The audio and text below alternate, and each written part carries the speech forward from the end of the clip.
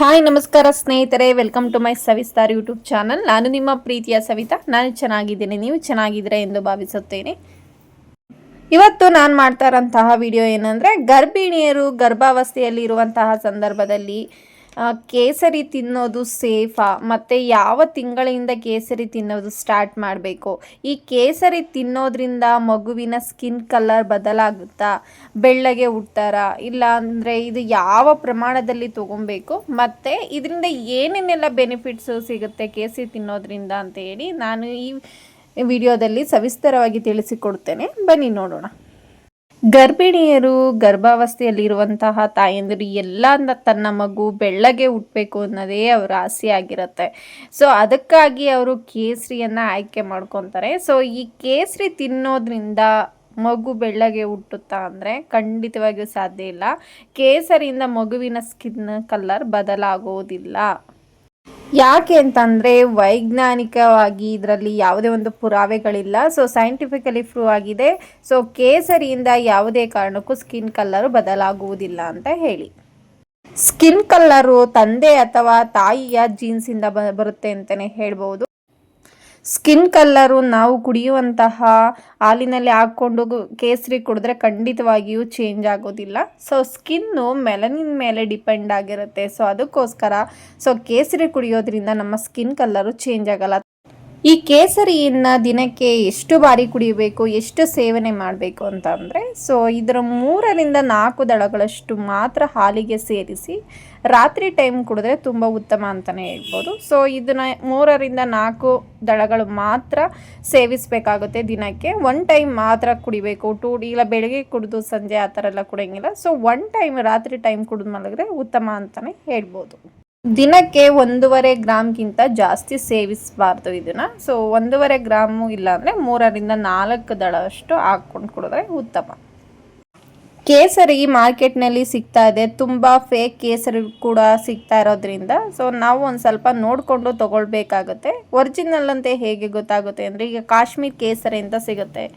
ಕೆಲವೊಂದು ನೇಮ್ಗಳೆಲ್ಲ ಇಟ್ಟಿರ್ತಾರೆ. ಕಾಶ್ಮೀರ್ ಕೇಸರಿ ತೊಗೊಂಡ್ರೆ ಅದು ಒಂದು ಸ್ವಲ್ಪ ಒರಿಜಿನಲ್ ಆಗಿರುತ್ತೆ. ಹಾಗಾಗಿ ಅದು ರೆಡ್ಡಿಶ್ ಡಾರ್ಕ್ ಕಲರ್ ಇರುತ್ತೆ, ಆ ಥರ ತೊಗೊಬೇಕು. ಮತ್ತು ಇನ್ನೂ ಒಂದು ಮೆಥಡ್ ಇದೆ. ಸೊ ಇದನ್ನು ಯಾವ ರೀತಿ ನಕಲಿ ಅಥವಾ ಫೇಕ್ ಅಂತ ಹೇಳಿ ತಿಳ್ಕೊಬೋದು ಅಂದರೆ, ಒಂದು ಗ್ಲಾಸಿಗೆ ಬಿಸಿ ನೀರು ಹಾಕ್ಬಿಟ್ಟು ಅದರೊಳಗಡೆ ಒಂದು 10 ನಿಮಿಷಗಳ ಕಾಲ ಬಿಡಬೇಕಾಗುತ್ತೆ. ಕೇಸರಿನ ಹಾಕಬೇಕಾಗುತ್ತೆ. ದಳಗಳನ್ನ ಹಾಕಿ 10 ನಿಮಿಷಗಳ ಕಾಲ ಬಿಟ್ಟರೆ ಫೇಕ್ ಆಗಿರುವಂತಹ ಕೇಸರಿ ಏನಿದೆ ಅದು ಫುಲ್ಲು ಏನಾಗುತ್ತೆ, ಬಣ್ಣ ಬಿಟ್ಕೊಳ್ಳುತ್ತೆ. ಒರಿಜಿನಲ್ ಕೇಸರಿ ಬಣ್ಣ ಬಿಟ್ಕೊಳೋದಿಲ್ಲ. ಸೊ ಹಾಗಾಗಿ ಕೂಡ ನಾವು ಹಿಡಿಬೋದು.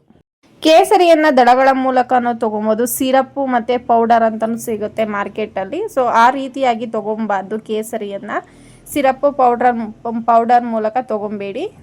ಈ ಯಾವ ರೀತಿ ತೊಗೊಬೇಕು ಅಂದರೆ, ದಳಗಳು ಏನು ಸಿಗುತ್ತೆ ಆ ದಳಗಳಲ್ಲಿ ತೊಗೊಂಡು ಅದನ್ನು ಹಾಲಿಗೆ ಹಾಕ್ಕೊಂಡು ಕುಡಿಬೋದು. ಇಲ್ಲಾಂದರೆ ಏನಾದರೂ ಇವಾಗ ಏನಾದರೂ ಪಾಯಸ ಮಾಡ್ಕೊಂಡಿರ್ತಾರೆ, ಸೊ ಪಾಯಸ ಕೂಡ ಹಾಕ್ಕೊಂಡು ಕುಡಿಬೋದು. ಬಟ್ ಬೆಟರ್ ಅಂತಂದರೆ ಹಾಲಿಗೆ ಹಾಕ್ಕೊಂಡು ಕುಡಿಯೋದು ಬೆಟರ್ ಅಂತ ಹೇಳ್ಬೋದು. ಕೇಸರಿಯಿಂದ ಒಂದೊಳ್ಳೆ ಬೆನಿಫಿಟ್ಸ್ಗಳು ತೊಗೊಬೋದು ಅಂತಲೇ ಹೇಳ್ಬೋದು. ಕೇಸರಿ ದಳಗಳನ್ನು ತಿನ್ನೋದ್ರಿಂದ ಏನೇನೆಲ್ಲ ಗರ್ಭಿಣಿ ಸ್ತ್ರೀಗೆ ಬೆನಿಫಿಟ್ಸ್ ಸಿಗುತ್ತೆ ಅಂತ ಹೇಳೋದಾದರೆ, ಡೈಜೆಷನ್ನ ಇಂಪ್ರೂವ್ಮೆಂಟ್ ಮಾಡುತ್ತೆ ಅಂತಲೇ ಹೇಳ್ಬೋದು. ಗರ್ಭಿಣಿ ಸ್ತ್ರೀ ಗರ್ಭಾವಸ್ಥೆಯಲ್ಲಿ ಇರಬೇಕಾದ್ರೆ ಮೋಷನ್ಗೆ ಒಂದು ಸ್ವಲ್ಪ ಪ್ರಾಬ್ಲಮ್ ಆಗ್ತಾ ಇರುತ್ತೆ, ಮೋಷನ್ ಟೈಟ್ ಆಗ್ತಾ ಇರುತ್ತೆ. ಸೊ ಅಂತಹ ಸಂದರ್ಭದಲ್ಲಿ ಈ ಕೇಸರಿ ದಳವನ್ನು ಸೇವಿಸುವುದರಿಂದ ಒಂದು ಸ್ವಲ್ಪ ಮೋಷನ್ನು ಟೈಟ್ ಆಗುವಂಥದ್ದು ಕಡಿಮೆ ಆಗುತ್ತೆ. ಸೊ ಅದನ್ನು ಡೈಜೆಷನ್ನ ಇಂಪ್ರೂವ್ಮೆಂಟ್ ಮಾಡುತ್ತೆ ಈ ಕೇಸರಿ ದಳ ಅಂತಲೇ ಹೇಳ್ಬೋದು. ಡ್ಯೂರಿಂಗ್ ಪ್ರೆಗ್ನೆನ್ಸಿಯಲ್ಲಿ ಗರ್ಭಿಣಿಯವರಿಗೆ ಏನಾಗುತ್ತೆ, BP ಬರ್ತಾ ಇರುತ್ತೆ. ಸೊ ಆವಾಗ ಕಂಟ್ರೋಲ್ ಮಾಡುತ್ತೆ ಅಂತಲೇ ಹೇಳ್ಬೋದು. ಕೇಸರಿ ದಳ ಹಾಲಿನಲ್ಲಿ ಸೇವಿಸೋದ್ರಿಂದ ಕಂಟ್ರೋಲ್ ಮಾಡುತ್ತೆ BPನ. ಕೆಲವರಿಗೆ ಮಾರ್ನಿಂಗ್ ಸಿಕ್ಸ್ನೆಸ್ ಇರುತ್ತೆ ಮತ್ತು ವಾಮಿಟಿಂಗ್ ಕೂಡ ಆಗ್ತಾ ಇರುತ್ತೆ. ಅದನ್ನು ಒಂದು ಸ್ವಲ್ಪ ಕಂಟ್ರೋಲ್ ಮಾಡುತ್ತೆ ಅಂತಲೇ ಹೇಳ್ಬೋದು ಕೇಸರಿ ದಳವನ್ನು ಸೇವಿಸೋದ್ರಿಂದ. ಸೊ ಡೈಲಿ ಆ್ಯಕ್ಟಿವ್ ಆಗಿರ್ಬೋದು ಅಂತಲೇ ಹೇಳ್ಬೋದು. ಈ ಕೇಸರಿ ದಳ ತಿನ್ನೋದ್ರಿಂದ ಒಂದೊಳ್ಳೆ ಆ್ಯಂಟಿ ಆಕ್ಸಿಡೆಂಟ್ ಅಂತಲೇ ಹೇಳ್ಬೋದು. ಸೊ ಇದು ತಿನ್ನೋದ್ರಿಂದ ಡೈಲಿ ಏನೇನು ಸುಸ್ತಾಗ್ತಾ ಇರತ್ತೆ, ಸ್ಟ್ರೆಸ್ ಆಗ್ತಾ ಇರತ್ತೆ, ಒಂದು ಸ್ವಲ್ಪ ರಿಲೀಫ್ ಆಗ್ಬೋದು ಅಂತಲೇ ಹೇಳ್ಬೋದು. ಡ್ಯೂರಿಂಗ್ ಪ್ರೆಗ್ನೆನ್ಸಿಯಲ್ಲಿ ಸ್ಟೊಮಕ್ ಆಗಾಗ್ಗೆ ಒಂದು ಸ್ವಲ್ಪ ನೋವು ಆಗ್ತಾ ಇರುತ್ತೆ, ಹೊಟ್ಟೆ ನೋವು ಬರ್ತಾ ಇರುತ್ತೆ, ಒಂದು ಸ್ವಲ್ಪ ಕ್ರ್ಯಾಂಪ್ಸ್ ಥರ ಬರ್ತಾ ಇರುತ್ತೆ. ಸೊ ಅದನ್ನು ಒಂದು ಸ್ವಲ್ಪ ಕಡಿಮೆ ಮಾಡುತ್ತೆ ಈ ಕೇಸರಿ ದಳವನ್ನು ಸೇವಿಸುವುದರಿಂದ ಅಂತಲೇ ಹೇಳ್ಬೋದು. ಗರ್ಭಿಣಿಯರಿಗೆ ಒಂದು ಸ್ವಲ್ಪ ಚೆನ್ನಾಗಿ ನಿದ್ದೆ ಕೂಡ ಮಾಡೋಕ್ಕಾಗೋದಿಲ್ಲ ಡ್ಯೂರಿಂಗ್ ಪ್ರೆಗ್ನೆನ್ಸಿಯಲ್ಲಿ. ಹಾಗಾಗಿ ಒಂದು ಸ್ವಲ್ಪ ಚೆನ್ನಾಗಿ ನಿದ್ದೆ ಕೂಡ ಮಾಡ್ಬೋದು ಈ ಕೇಸರಿ ದಳವನ್ನು ಸೇವಿಸುವುದರಿಂದ ಅಂತಲೇ ಹೇಳ್ಬೋದು. ಕೇಸರಿ ದಳವನ್ನು ಎಷ್ಟು ತಿಂಗಳಾದ ಮೇಲೆ ಸೇವಿಸ್ಬೋದು ಅಂದರೆ 6 ತಿಂಗಳಾದ ಮೇಲೆ ಸೇವಿಸಿದರೆ ಉತ್ತಮ ಅಂತಲೇ ಹೇಳ್ಬೋದು. ಯಾಕೆ ಅಂದರೆ ಫಸ್ಟ್ ಟ್ರೈಮಿಸ್ಟರಲ್ಲಿ ಮಗುವಿನ ಬೆಳವಣಿಗೆ ಅಷ್ಟೊಂದು ಆಗಿರೋದಿಲ್ಲ. 6 ತಿಂಗಳ ನಂತರ ಸೇವಿಸಿದರೆ ಮಗುವಿನ ಬೆಳವಣಿಗೆ ಆಗಿರುತ್ತೆ. ಹಾಗಾಗಿ ಯಾವುದೇ ಒಂದು ರೀತಿಯ ಸೈಡ್ ಎಫೆಕ್ಟು ಕೂಡ ಆಗುವುದಿಲ್ಲ.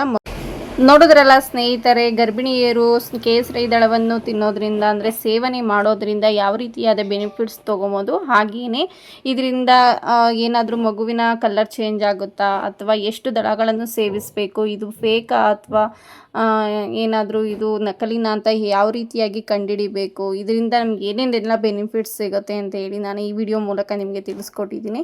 ಈ ವಿಡಿಯೋ ಇಷ್ಟ ಆಗಿದೆ ಎಂದು ಭಾವಿಸುತ್ತೇನೆ. ಗರ್ಭಿಣಿ ಸ್ತ್ರೀಯರಿಗೂ ತುಂಬಾ ಯೂಸ್ಫುಲ್ ಆಗುತ್ತೆ ಅಂತ ಹೇಳ್ತಾ, ಈ ವಿಡಿಯೋ ನಿಮ್ಗೆ ಇಷ್ಟ ಆಗಿರಿ ನಿಮ್ಮ ಫ್ಯಾಮಿಲಿ ಮತ್ತು ಫ್ರೆಂಡ್ಸ್ಗೆ ಶೇರ್ ಮಾಡಿ ಅಂತ ಹೇಳ್ತಾ, ಹಾಗೆಯೇ ನನ್ನ ಚಾನಲ್ನ ಸಬ್ಸ್ಕ್ರೈಬ್ ಮಾಡ್ಕೊಳ್ಳಿ ಅಂತ ಹೇಳ್ತಾ ನಾನು ಈ ವಿಡಿಯೋನ ಇಲ್ಲಿಗೆ ಎಂಡ್ ಮಾಡ್ತಾಯಿದ್ದೀನಿ. ಮುಂದಿನ ವಿಡಿಯೋದಲ್ಲಿ ನಾನು ನಿಮ್ಮ ಮುಂದೆ ಬರ್ತೀನಿ. ಅಲ್ಲಿವರೆಗೂ ಟೇಕ್ ಕೇರ್, ಬಾಯ್.